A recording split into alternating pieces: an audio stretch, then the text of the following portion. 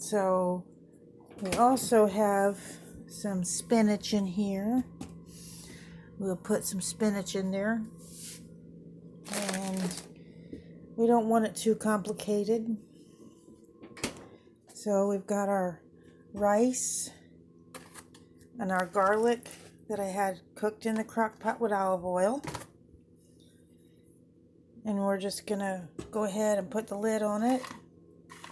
I'm trying to move away from plastic. So I went and bought okay, then we're gonna go poof, just like that. And then I will probably put a can of tuna fish in there because that gives it some extra protein. A little bit of yogurt, a little bit of sweet potato. And I've been getting these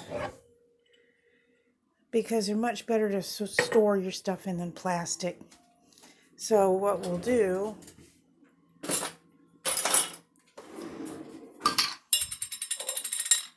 and just everything is plastic. Everything comes in plastic. And you might want to see if it's PBA free. I have no idea what all that stuff means on the bottom. But go ahead and take your olive oil and garlic and just go ahead and dump it on in there.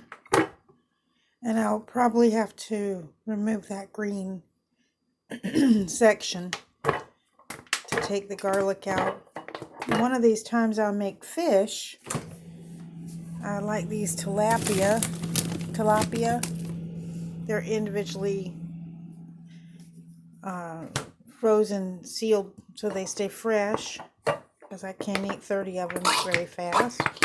But I will take that garlic out of there one of these times, and I'll just throw it right on my fish. But this works marvelous.